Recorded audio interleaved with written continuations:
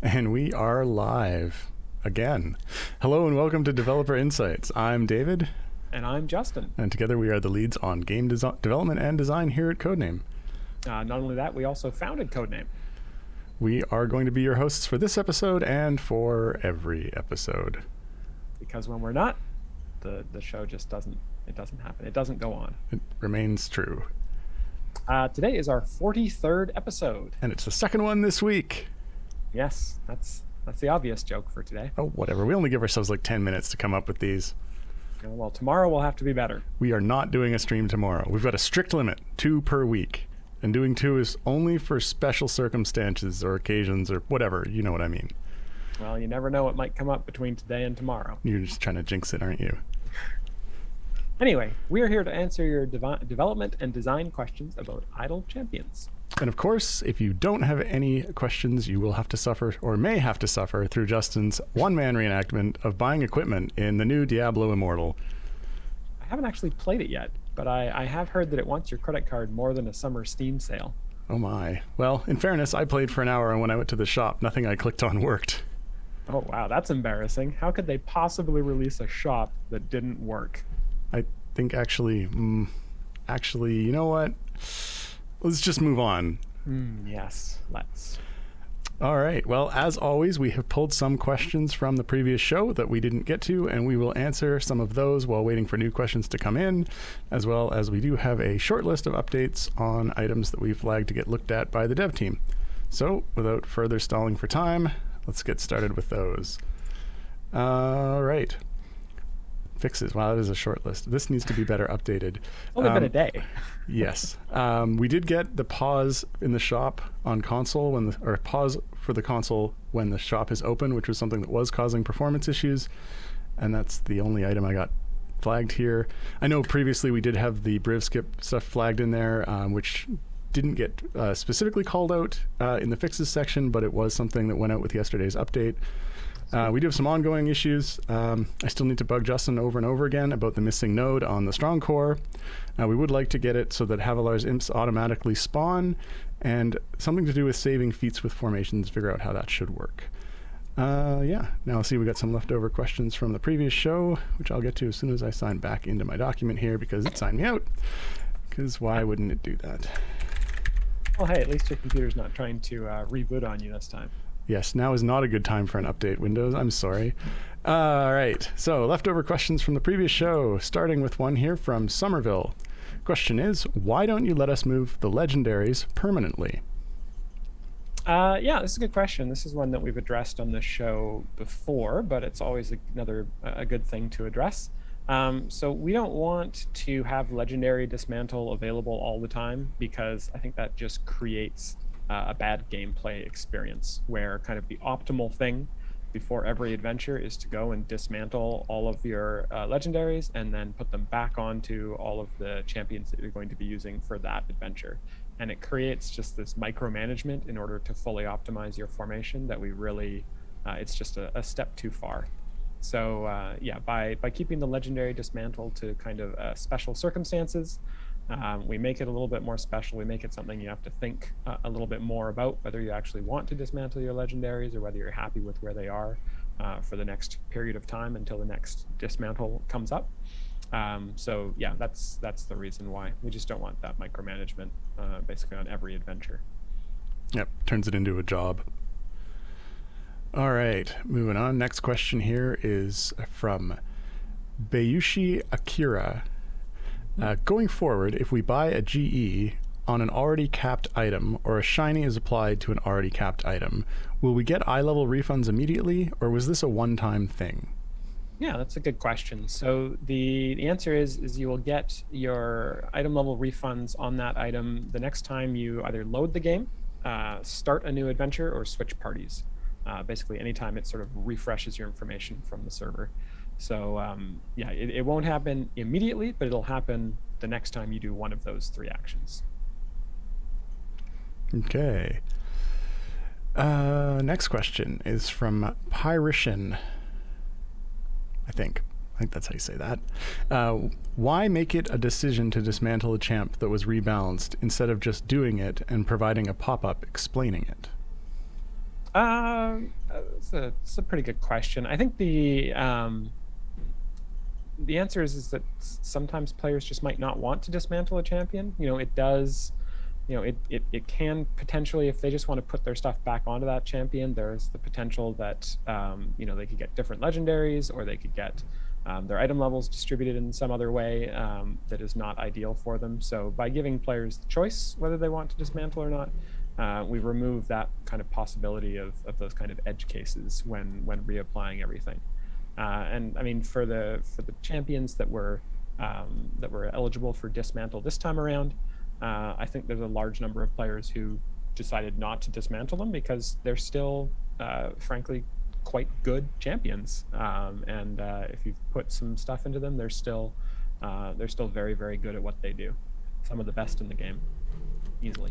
Yeah, certainly the making the option available when a significant enough of a rebalance or change has been made doesn't mean that this is going to make the champion, it's not going to redo it in a way that's necessarily something that doesn't work for what you've already got set up or what formations you're using.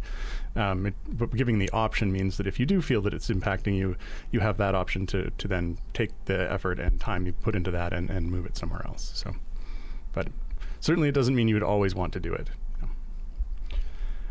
Next question here is from Monkey House.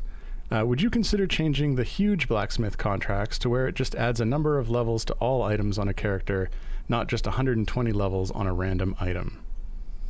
Yeah, so this is a good question, and I saw we had this question yesterday. We've also gotten this question a couple of times today already from Jabsys and OG17.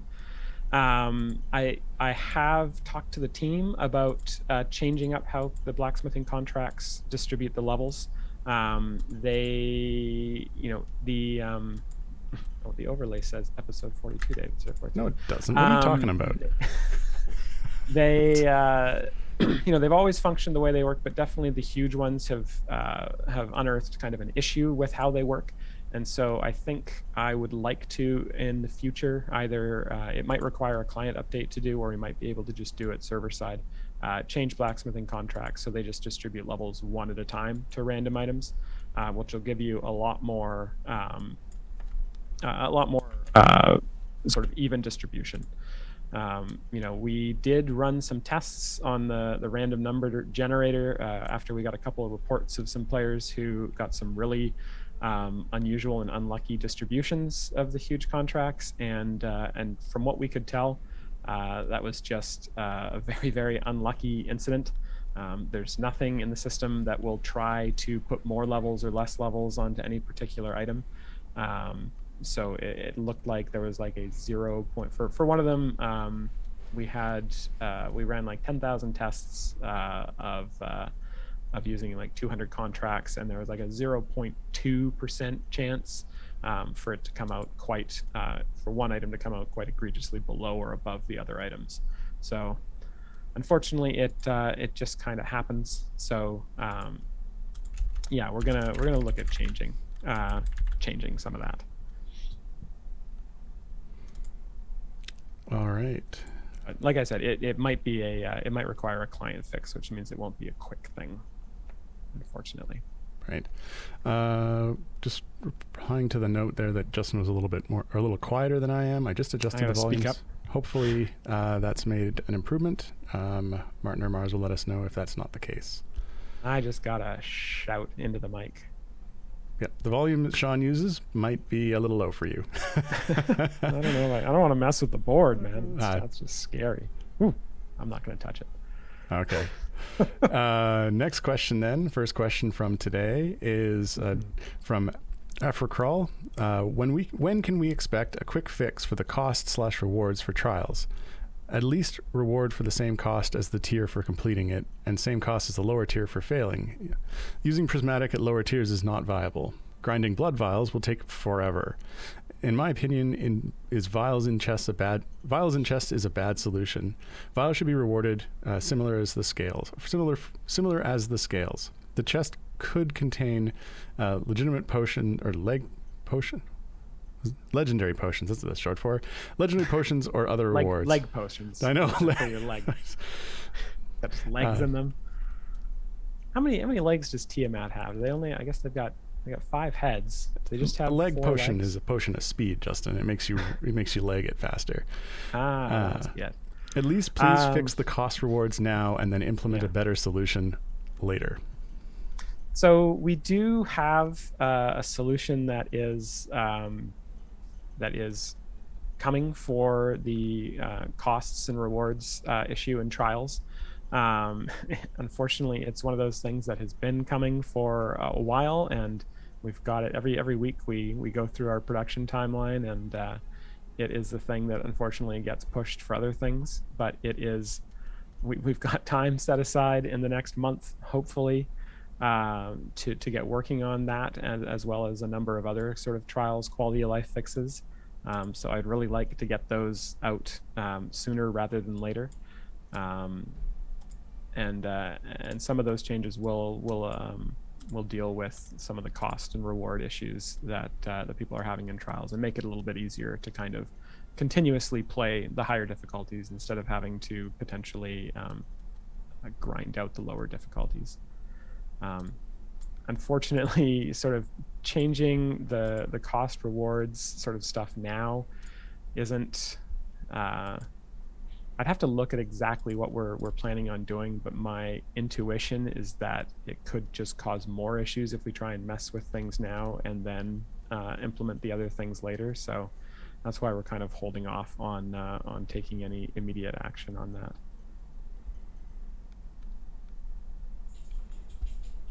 Okay. Like, for example, I guess if I go and increase the number of vials you get, and then the new system has a lower cost of vials, then we have some sort of issue where for several weeks you've been farming more vials, and then all of a sudden everything costs less and you've got too many, or vice versa. If we reduce the costs now and then we go ahead and increase the costs later, then there's just I don't want to potentially cause any issues by sort of taking a knee-jerk reaction now. Next question. This one is from OG17. Briv continues to jump after a boss instead of stopping at it. So starting a run with 4 skip Briv lands on areas 1, 5, 6, 10, 11, 15, 16 instead of 1, 5, 10, 15.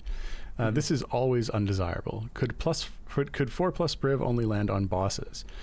Losing the overflow jump distance is much better than doubling the areas you need to complete. And he can already be micromanaged to only hit bosses anyway. Yeah, so this is actually a discussion that came up, or that we had in the office, this behavior, prior to the release of the updated Briv. And my take on it was that I wanted Briv to function, to skip to the same areas, whether you're in free play or out of free play. The only difference being that you had to stop on the bosses on your way to that area. I felt like that was a little bit more clear on how the behavior worked, rather than sort of if you skipped from 1 to 5, then that's skipping 3 areas, and then you start skipping 4 areas. Like you say, you can micromanage it so that you only hit bosses anyway, but it's in a situation where you want to just only hit bosses, you're doing a variant, or you're doing something that you're only doing once. It's not like you've got Modron set up in a variant to redo it over and over, where you're going to be really wanting to, or where micromanaging like that is not going to benefit you, because you don't have the ability to do it. So yeah, I focused on having the behavior be similar in free play and non-free play, rather than having it sort of function differently in those two because of the stopping for bosses.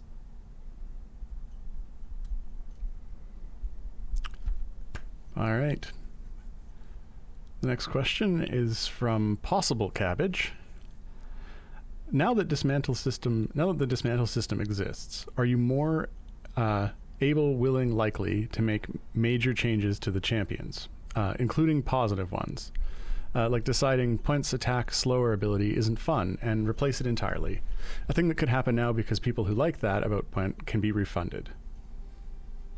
Yeah, I mean, I think the Dismantle System does sort of open us up to be able to make more major changes to champions. I think for positive changes, unless we completely rework a champion so that there's something they used to do that they don't do anymore, like your example here with Quent, we probably wouldn't enable dismantle for them. If we just went through and just changed a champion that was buffing something additively to be it multiplicatively, so it was just a raw power increase, we probably wouldn't enable dismantle. But certainly in the event that we do like a complete rework, it's possible that we could. I do think, I think having the dismantle system does give us a little bit more leeway to make those major changes, because players can now take the stuff that they've contributed to one champion and move it to another one, which I think will hopefully feel a little bit better. You won't feel like we're taking the thing that you put a whole bunch of effort into and then just taking all of that effort away. No plans right now for any kind of big changes, except for well, actually I just finished a bunch of big balance changes, but they're all beneficial. So yeah. All right, the next question we have here, which is kind of a question / suggestion, is from a Kuvu Plan, asking, can there / will there be an option on a Modron core automation to reset on party wipeout? I thought this was an interesting question. What are your thoughts on this, Dave? I think it's an interesting option that could be added to Modron cores. Like, as soon as they wipe, just reset. It feels like it'd have to have potentially some additional parameters around it, but because you wouldn't want to wipe in a way that you could actually recover and get significantly further before resetting. So you wouldn't want it to happen in the early levels, I don't think.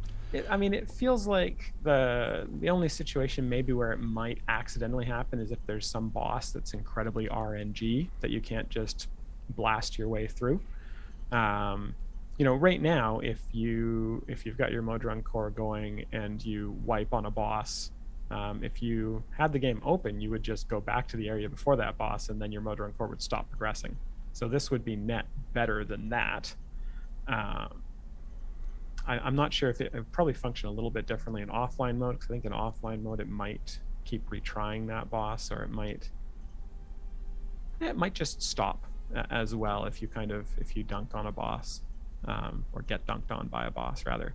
So yeah, I think this could be potentially beneficial, but we'd have to make sure that it was we were able to kind of message it well, because potentially, I guess in the worst case scenario, you could have going on a Modron core and have your party kind of reset at different areas over multiple resets while you're offline, which would be a little bit confusing potentially. Yeah, I don't think it would do that during offline, because I think the way the offline, at least the way it works right now, and keep in mind that we are in the middle of rewriting that, but at at least the way it works right now, it gets to the farthest area that it can, and then it takes the time that it took to get there and divides that out into the remaining time and considers that you having reached that particular target, the amount of time it took into the total time you've been offline. And then once it's completed the full multiples of that, it takes the remaining time and runs it out again in a offline progress that happens after that doing offline resets portion happens. So it's not actually doing each and every one. It's just saying, all right, it took 35 minutes to do a full set, and you were offline for 3 hours, so you get 9 of them plus or minus 20 minutes afterwards, right? Yeah. Okay. Next question here. This is from NH95. Would it be possible to save skins with formations? I thought that was an interesting request. I'm sure it would be, yeah. I don't see why not. I actually think that's the first time I've actually seen that particular request. But don't see why not. I think that there's a bunch of stuff, because we already have a note in here about adding feats to formation saves, and so feats, and we've talked on previous episodes about sort of how we might add specializations to formation saves. So obviously there are some, or maybe not obviously, there are some non-obvious caveats with that. So yeah, I mean, I think it's probably at some point we should just take a look at the formation save system as a whole, and see if there's some really good updates we can do to it. Yeah. Next question. This one is from Ensign Garak asking, how often will Dismantle events come up? Good question. Hopefully not too often.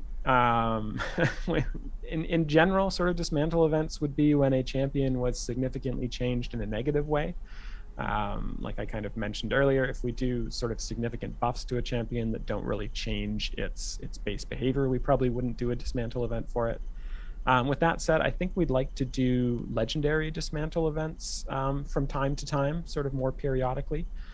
So players can move their legendaries around based on any sort of meta changes that have happened in the last X months since that happened. So I could see doing several legendary Dismantle events a year. But don't that hasn't been completely decided on. So that idea could change. Right. All right. Next question. This one is from Sailnet.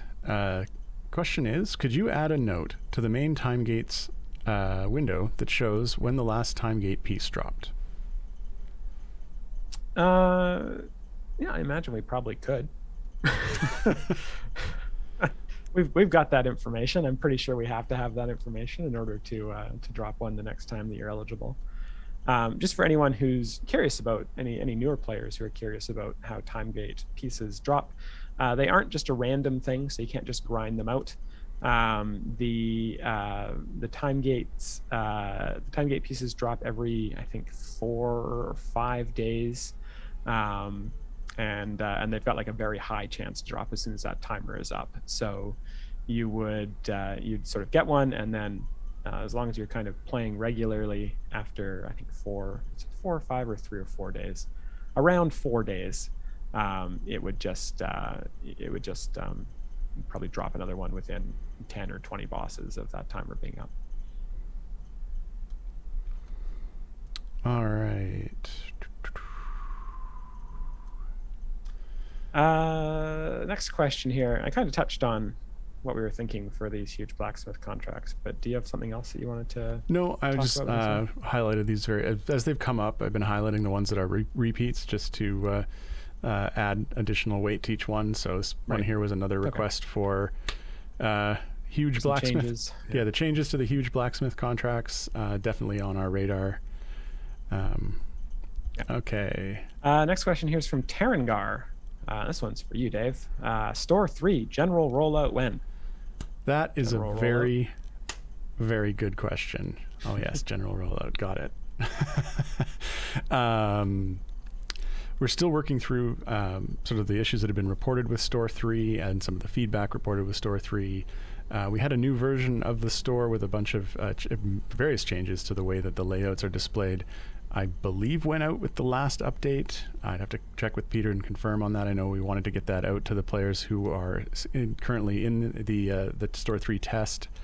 But it's made some substantial changes just to make it more evident what's in each of the store items. I know that was a big complaint from players who were looking at it, was because we'd kind of we'd gone for more of a simplistic look to the element on the front of the store item, and then sort of described, or not described, but I could through various icons shown what elements were in it for inside each of the packages, and it really wasn't.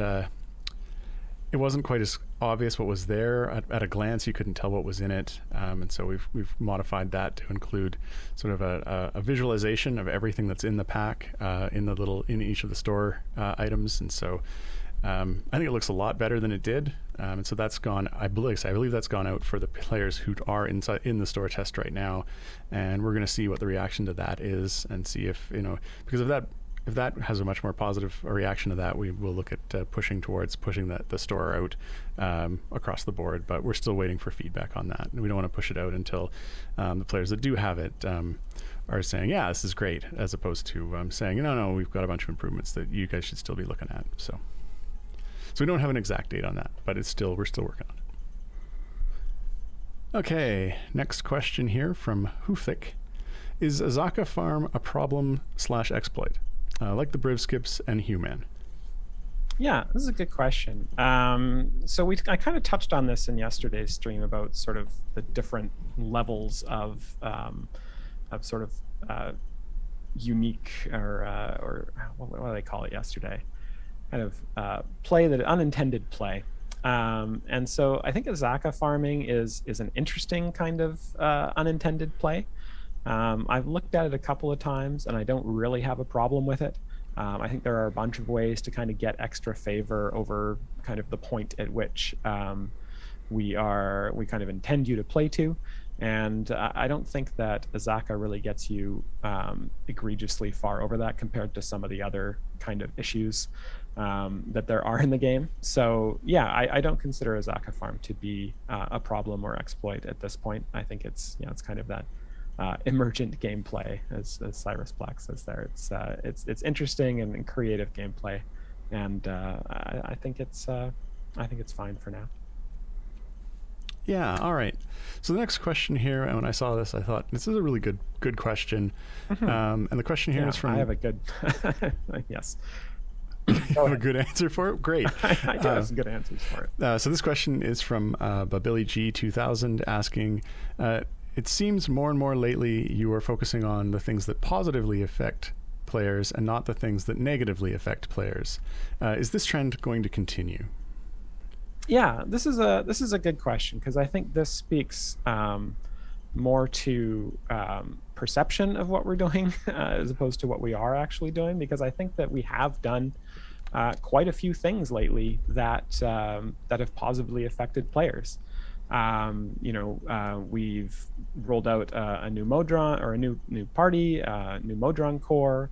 Modron Overflow has significant opportunities to increase player power. We're fixing bugs. Every week there are more and more bug fixes getting into the game. Memory leaks. I think we've fixed a couple of pretty big memory leaks in the last month or two. I think the issue is that it's a lot easier to focus attention on the things that are considered nerfs than on the things that are considered positive effects. The positive effects kind of get a thanks, yeah, okay, great, and the negative effects get the big threads and complaints and stuff like that. So I think that it may seem that we've been doing a lot of nerfs lately, and I think it probably seems that way because we don't usually do nerfs. So when we do them, they kind of stand out. But I do think we've still been doing a lot of very positive things for progression and for the play in the game over the last few months. Yeah, if you have some other. Sorry, I was just thinking. I remember there's there's the psychology of yes, I know. I've got the Thinking back to going back in time 20 years to Psych 101 in university. Not quite, but it is my understanding that loss hurts more than potential gain. I'd have to look up the actual text so I could say it more concisely, because I know what I want to say, but I can't. The words are escaping me. But it is one of those things where when you take something away, it does hurt more than adding something positive, even if they were of equal weight. So yeah, certainly we are wired to notice those things more than the gains. Yeah, I do think that we've kind of gotten through the big nerfs for now, and I think we're going to be moving on to a lot of very good things in the coming months. I know there's a lot of stuff that I've been working on, and a lot of stuff that the team's been working on as well. I think the new offline progress that we're working on could be extremely beneficial to players to try and one of the big goals of that is to get more active abilities working in offline progress so that you get a more accurate offline progression, and so I think that's going to be really good. We've got some more sort of features coming down the pipe in the second half of the year that are going to be really fun. There we go. Someone in the chat. It's the negativity bias. Listed as a cognitive bias that results in adverse events having more significant impact on our psychological state than positive events. Mm-hmm. Yes, which is what I was thinking of. Yeah. Which is not to say we're dismissing the fact that the players are complaining about, the nerfs and whatnot. We absolutely, appreciate that it doesn't feel good, and it doesn't feel good for us either. But we've definitely done, I think, a lot of good as well in the past little while. Yeah, and certainly we want to avoid doing more nerfs going forward. Like, this was something that we put off for a long time because we don't like to do it. I don't like to nerf stuff. Yeah. Okay, next question is from Wandering Bereft. In short order, we've had Modron overflow, soft cap increase, champion reworks, a lot of extra power. From my perspective, there really isn't anything to do with all that extra power. Is there something coming to put all of this might to good work? Or is now a good time to take a few months off? So yeah, I mean, I think the extra power we're adding, I think it's definitely it's something that some players have been needing in order to get through some of those much more challenging patron variants. And certainly, I think the difficulty scaling of the last couple of campaigns, especially the Witchlight campaign, has been quite steep. Sort of the final couple variants of the Witchlight campaign are going to kind of require over 1,000 areas to complete, and the patron variants for those will be even higher. So I think there will be some stuff there. But yeah, I think extra power is something we're always sort of trying to account for. There's a balance between how much power there is and how much challenge there is. And if we go too far on there's too much challenge, then you've got dozens of adventures or variants or patron variants that you just can't complete no matter what you do. And if we go the other direction, then all of the hardest variants and whatnot are very, very difficult, or very, very easy and trivial, and there's no real challenge. So we're always trying to find that balance, and we'll continue to just pump up the difficulty as we go. Yeah, I think they were hoping that you were going to reveal some new feature there, Justin. I think the oh, we've got features, but nothing we can talk about yet. True enough. Okay, next question here is from Emote. You said yesterday that you had trouble putting champions in certain slots because they immediately get eclipsed by existing OP champions. Given that, what is the plan, and how soon are we likely to see it put in place? You mentioned the health of the game, and how the longer this remains an issue, the worse it will get, especially since some champions have been OP for a very long time now, and a new champion comes out every 3 weeks. Mm-hmm. Yeah, so I mean, I mentioned earlier how we are hesitant to nerf champions. It's not something we like to do, and we know you guys don't like it when we do it, and we don't like to do it. And so one of the ways we've been trying to address this over the last little while is by having the new champions have some sort of niche that just other champions don't do. Some good examples, Gosrick came out recently. They've got some abilities that decrease armored hit points, or they decrease how much damage you need to do to damage armored hit points. So that's kind of a niche that no other champion really does. Nordum, who just came out, obviously has their ability that increases the rate at which your Modron cores gain XP, which is a niche that no one else does. So we're kind of looking at adding more champions with their own sort of niche in order to give them an opportunity to shine, where even that champion who skips a billion areas or progresses really quickly, they can't do that thing. So that is kind of what we're trying to do in the medium term, or in the near to medium term, to try and address some of these issues. In the longer term, we are going to have to figure out exactly how to address some of those slots that are really, really overshadowed by a single champion. Maybe we'll just add more slots. All right, next question. Don't take that as gospel. We might not, but that's one opportunity, or one possibility. Yeah. All right. The next question is from Mike Baldy. When you say you just finished a bunch of big balance changes, do you mean like the buff rebalance ones we've seen for the last 6 weeks? So I do not mean like that. So the ones we did in the last 6 weeks have been just data-based changes. So they've been changes that we can make in data without needing client updates. And they are generally less impactful than ones that need client updates, because the client updates ones are the ones that do interesting things like, change how abilities work from the ground up kind of thing. So the changes that I mentioned earlier in the stream, there are 5 champions. They may or may not be all of a certain affiliation, and we are looking at them as a group, and basically building some of them from the ground up. So major changes to some of those champions, all beneficial, and no real major changes to their base abilities, but sort of adding new abilities and augmenting their abilities in really cool ways. It's kind of our first stab at doing a sort of larger synergistic champion rebalance, like a group of champions all at one, to make sure that they all work together really well. Yeah, it was really cool. It was really fun to do, and I think that I hope that you guys will be really happy with what we've set out to do with that redesign. So it's really just a big tease, because there's no specifics in there, and I'm not going to say sort of what champions those are. But hopefully, if everything goes as planned, we'll see those balance changes come out in the fall.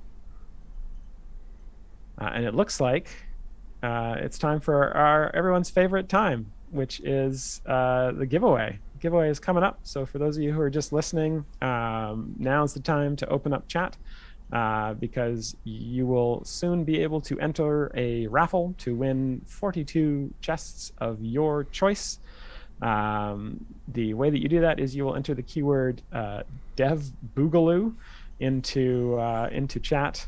Just wait for the bot to tell you how to spell that, and you'll be able to have a chance to win 42 chests of your choice. There can be any chests in the game except for Glory of Bahamut chests. So there could be gold chests. You could do supply chests. I would do Modron core chests. You could do silver chests if you just hate gear and don't want any.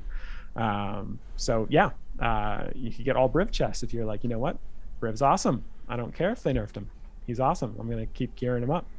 So yeah, that giveaway will start soon and end in 2 minutes. So keep an eye on chat for that in the next couple of seconds. There you go, Martin. I announced it. Bam, it started.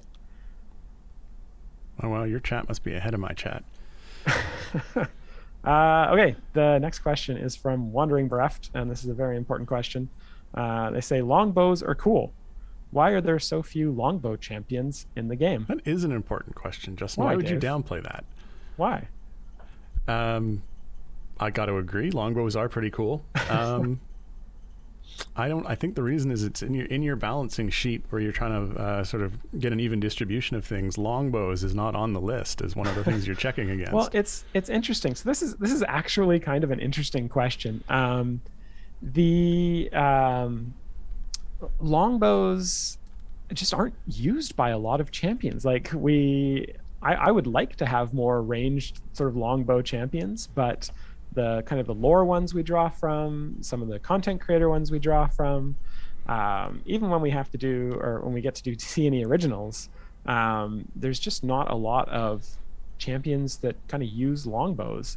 And yeah, in that balancing spreadsheet that Dave was kind of alluding to, we do try and sort of even out melee ranged and magic attacks in each bench slot so that there's a good distribution. And it's just hard. I think ranged is probably the lowest of any of the sort of damage types that we have in each slot, just because there's, people like to attack with big swords and spells, and I don't know, for some reason, people adventuring around Faerun just don't want to use longbows. Conspiracy theory is you just don't like the development team, and because the ranged from like bows is actually easier to implement than the other attacks, that you're actually going out of your way. That's an interesting conspiracy theory, but I don't think anyone on the dev team would say that I go out of my way to make their job easy. Well, I guess that's exactly what I was that's saying. That's exactly the point. Yeah. Well, I can do that with abilities. I don't need to do that with attacks. Has longbow. Does usurp. Sure. Okay, next question here is from Yoda Ate My Head. Now that there are more capped items, can they be removed from the average eye level calculation when a capped item would bring the whole average down significantly? So I highlighted this one because it's a good opportunity to put on my math professor goggles. A sec. They're the same as my normal glasses. And talk to you about why this isn't actually an issue. It's not. Are you sure? Not an issue. I'm pretty sure. Because the average item level is just calculated by adding up all of the item levels and then dividing it by 6, regardless of how many items are capped or not. So if you've got a capped item, say your slot 6 is capped, you're just going to get more item levels on slot 1 to 5, and therefore your average is going to be the same. In order for your average item levels to be lower, you would have to actually get less gear for a champion. Oh, I see what you're saying. You're just saying that overall, the average will remain the same because of the distribution. But what's overall, actually, you're going to get the same number of item levels for the champion. They'll just be distributed differently. Yes, but I think what they're specifically asking about is that at this time, because we've pulled a bunch of levels out, that didn't get distributed into the other items, they just got turned into blacksmith contracts. Yeah, but they could. You could take those blacksmith contracts and apply those right back to that same champion and buff them back up. So yeah, I don't think we're going to change how the average item level is calculated there, because I think it is correct at this point. It would also be pretty confusing, I think, at that point. Yeah, I think it would be, because it would no longer be the average item level. It would be the average. It would be I don't even know. It would be like the median item level, I guess. Anyway. Okay. Let's see. The next question here is from Fewer Pills, who asks, could you please, they didn't actually say please. Could you also add, sorry, I just added please to it. I'm trying to teach my daughter to say please for everything, so I'm just adding please to everything. Could you also add the pity timer for each champion chest to the champions on a time gate, please? So you can see on the selection screen which champ is close to an epic. You're not going for would you kindly? No. Please, sorry. Yeah, I saw in chat there. Yes. Did add, please. Sorry, I got distracted with the commentary. Could you also add the pity timer just to the champions on the time gate? Yeah, so this is one that I feel like this has been requested a few times, and I think it is a good idea. Yeah, I know it's something that players would like to see. And I know the same thing for the chest. I know players are also asking for that for items in the store, which again I also think is a good thing. Would be a good place to show that as well. So I'm going to highlight that and try to see if we can't add that to the list, because I do think it's information worth having, and certainly information that's requested on the regular. I'm pretty sure we have that information available in the client in those places. I don't think it's restricted to chests that you have in your inventory. Being active, yeah. No, I think it's a stat.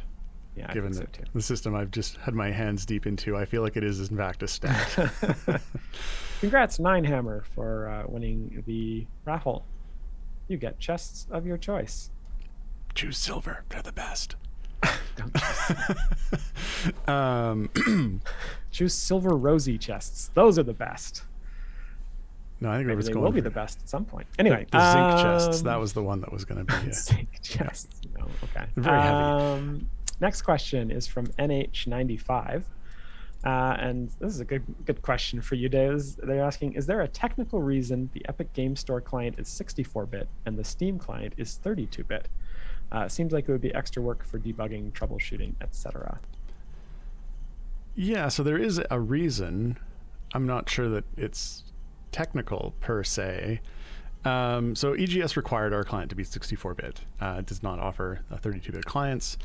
The Steam client, on the other hand, started at 32-bit, and we do still have a number of players who are playing on the 32-bit, are on 32-bit systems playing on the Steam client. And we didn't want to upgrade that to 64-bit, resulting in those players being unable to play anymore. And we also didn't want to find ourselves in a position where we had to do 2 builds for each of the Steam clients. So we're holding off on that, at least until the number of Steam players who are still playing on 32-bit systems goes down to a smaller level. As far as the second part of that question, which was that it seems like it would be a lot of extra work for debugging or troubleshooting, etc., that actually seems like that's, thinking about it from the question standpoint, it does seem like that might be an issue, but it hasn't actually been one that's come up. The game itself is built in Unity, and Unity does the builds, and there have been some differences in the builds. I know doing the builds for PlayStation and Xbox, for example, have had their share of headaches that were around the actual build portion, which ended up changing the way the code got cross-compiled and caused debugging headaches. But between the 32 and 64, I don't actually think we've had any problems come up related to that. So I guess knock on wood. But yeah, so currently it's where the reason the Steam client is still 32-bit is because we do still have players who are on 32-bit systems running on Steam, and kind of put us in a rock and a hard place between having to do 2 builds for Steam or just leaving it at 32-bit for now. So okay. Let's see, where are we at here? Let's continue on. 25. Question here from OG17. Will Gym slogging to area cap in free plays be changed? Yeah, so Jim is someone that we were looking at initially alongside Human and Briv. I think that Jim is still potentially a target for some adjustments. I don't think that, he does have a unique ability where you can kind of just, as long as you can tank, you can kind of push through a lot of areas. I think that some of the changes we've made to Human and to Briv have helped with a bit of that. Well, I guess Briv not, because in free plays, but in normal adventures, you certainly have a harder time using Jim to get to the area goal if you can't get there with normal DPS, because you kind of get stuck on bosses. But he is still a champion that we're kind of watching, and I can't say that he won't be changed, but I don't have any immediate plans to change how his abilities or his ability works. All right, next question is also from OG17. Are Artemis and Krond up for changes? We'll just go through all the list here. Artemis and Krond are 2 that are on, well, Artemis especially is ones that is on the sort of on our watch list. At this point, we're not planning any direct changes for Artemis, but we're just trying to be very aware of how Artemis functions, and that we don't do anything that inadvertently makes him much worse. We have a champion who's coming up later in the summer, I think, who, if we had just kind of gone with the initial design, may have accidentally made Artemis ridiculously even more broken OP. So, that's kind of how we're trying to work with that right now. No immediate plans for changes to Artemis or Krond. Okay. I just note, I'm looking at the chat here and seeing someone said there, if you do a 5th patron, please exclude Artemis. And so I think, well, my and this is not locked in place, but my ideal sort of plan for a 5th patron would be a patron that only lets you use champions who are in the bottom third of the popularity metric on the time gate choice. So you can only use the really bad champions, and then we just start to see people try to manipulate that popularity. But yeah, I think that'd be a really fun patron. So I was going to mention, looking at the chat here, I do see Alpha Crawl posting some Steam stats. So if they really are only at 0.17 for 32-bit, that actually might be worth considering, just pushing that over to 64. So that is, I'm just going to make a note of that, because I thought it was a little bit higher than that. But 0.17% is pretty small. Okay. Next question. Oh, here we go. Next question's that's for me to ask from Babili G 2000. They have a follow-up. They say 8 months ago or longer, you told me to send in a ticket related to game crashes. Justin, you responded, asked for info, and said you were going to look into it, and never responded back. I responded to a ticket 8 months ago. Thanks for the new core. However, I would like a game that does not require a third-party app to keep it running. Yeah, so I mean, the reason I highlighted this is because, you know, when you do have an account that is crashing on the regular, I do ask Sean and Taylor to pass those over to me, and I run them in the debugger, and I let it run for, you know, as long as it runs without, or let's say this better, I let it run wow, I've got my foot in my mouth. I put it in and I let it run, until either it crashes or I've got enough of a report from it from a memory standpoint showing me that, you know, something is leaking.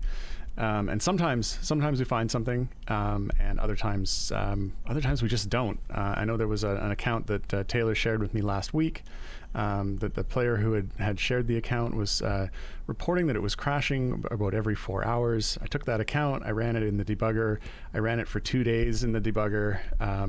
The memory growth on it was actually at such a low rate that it looked like it would probably have run for a week. And so when we get a state like that, it's really hard to track down exactly what's happening there, what's different. And in that case, I sent that back to Taylor to ask for more information.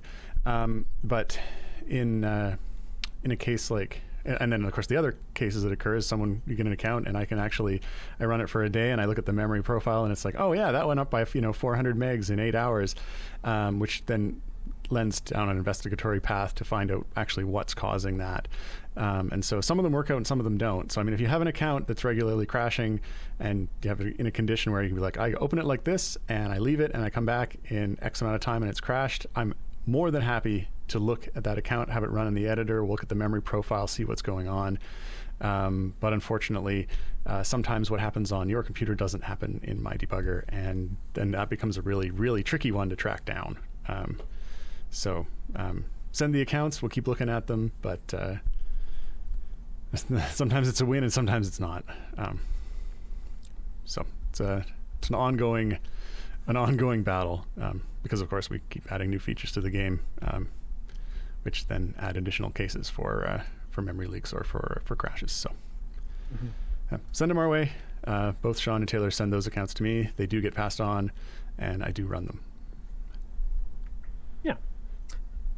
Next one here is from Demonger with 3 R's, just to differentiate them from Demonger with 4 or 2 R's. If they're in chat. They ask, is it possible to add gear levels to the collection menu gear display and to put a capped icon on capped gear? Thank you. They said thank you. You're welcome. Yeah, I mean, this is another one of those ones that people request quite a bit. It makes me think that perhaps even having we should do a collections revamp screen, you know? Yes, sounds like we something should revamp the collection screen. We could put all sorts of progress bars on there. That's what I was going to say. Sounds like something you might be excited about. I might get excited about that. Yes, yeah. That would be a very cool thing to do. Yeah, definitely something we'd like to have. Probably not something that we can prioritize right at this moment, but it is something that would be. It's commonly requested. We recently added item levels to the collection screen, did we not? Yeah, we added the averages. Yeah, average item level. Yep. Yeah. Okay, next question here is from Vovcast. Just from Vovcast. There's no additional. With 3 S's. Yeah. New Witchlight Blessings soon? Area requirements are pretty high now for the level 2 blessings. Yeah, so I was just looking at the content release schedule here, and I think there are some new Witchlight Blessings coming out soon. So the campaigns are split up into 9 or 10 different pushes or different updates with 2 adventures each.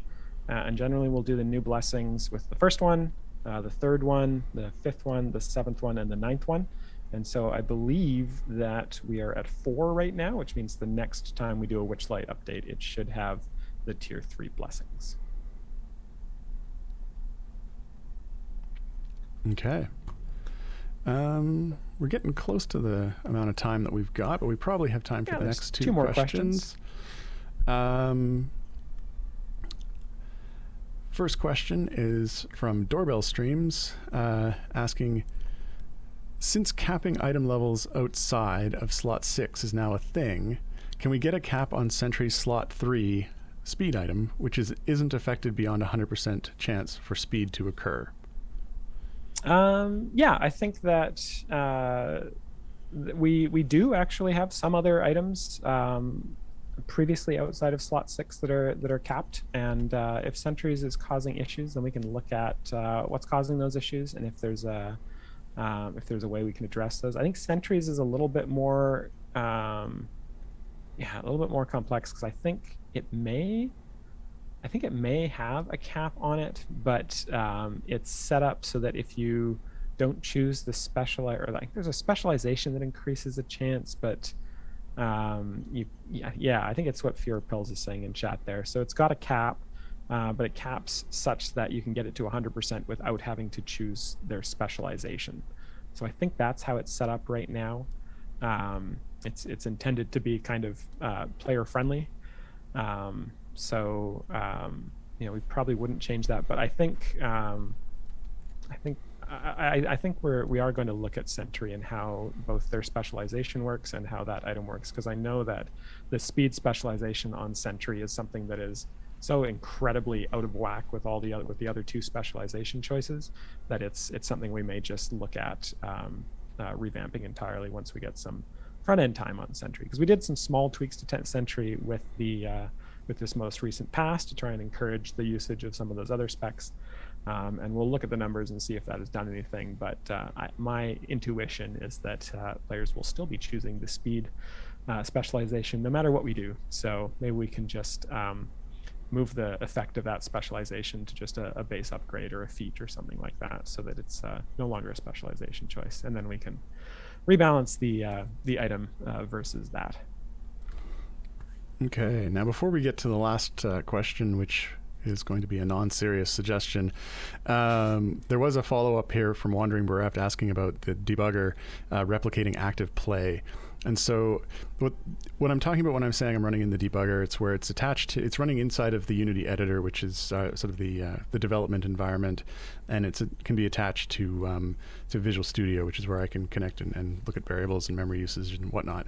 However, it does not replicate active play per se. Most of the time when I set these up, I make sure that it's something that has forward play, where you have the parties that are if they're multi-parties, those are all running, and if the current party hopefully is a Modron party that's usually on a loop, such that it gets to an area and then resets. That tends to be the best way to check those. As far as active play itself, because the question here is saying some active play will cause memory leak in 10 minutes, but AWOL play, the same, could be stable for days. If there's anything specific that you're doing in the active play, as a player, if you're doing that and you find that, hey, I do this and then it crashes, and if I leave it, it doesn't, that is super critical information, and it should be passed on to Sean or Taylor when making a report like that, because without knowing that, and without, like, active play is one of those things where I would have to know what you were actively doing to be able to replicate that, rather than sort of I've got a Modron going, it's looping. So if you're doing something that's causing that, absolutely include that information. That's totally critical for tracking something like that down. So breaking news. I'm just looking at our company chat that was happening while we were on stream here, and it looks like we do have some progress on fixing the huge blacksmithing contracts to be a little bit more user-friendly. So, and it looks like it is mostly, if not all, back-end, which means we could potentially push that out relatively quickly, as opposed to having to wait for platforms to approve client changes. So hopefully we'll be able to get that out for you guys soon, but I don't have 100% of the information on here. Just kind of glancing over. Right. All right, we are literally 1 minute to go, so... Oh my gosh. We will not talk about the non-serious suggestion to remove all the numbers from the game and replace them with vague team terms like pretty sturdy or barely hanging on. Definitely not going to discuss that. Instead... No, it's a great suggestion, but yeah, we just don't have time to discuss how awesome it is. Yeah. So we're out of time. If we didn't get to your question this week, don't worry. You will have another opportunity. We will be live again at the same time tomorrow. I mean, next week, maybe. Before we sign off, though, we'd like to thank our tireless mods. I believe today it was back to just Mars and Martin. So thank you to both of you. They're the two that copy your questions into our questions doc and make things a lot easier for us and awesome for you. So thanks. And of course, thanks to all of you for hanging out, watching the stream, asking great questions, and enjoying the game. Because without you, no one here would get to do what we do. Well, I guess we'd have to do something else. Enjoy the rest of your day, everyone. Bye. There's absolutely no time left for a hot mic. Oh, okay. I guess we'll just stop the stream.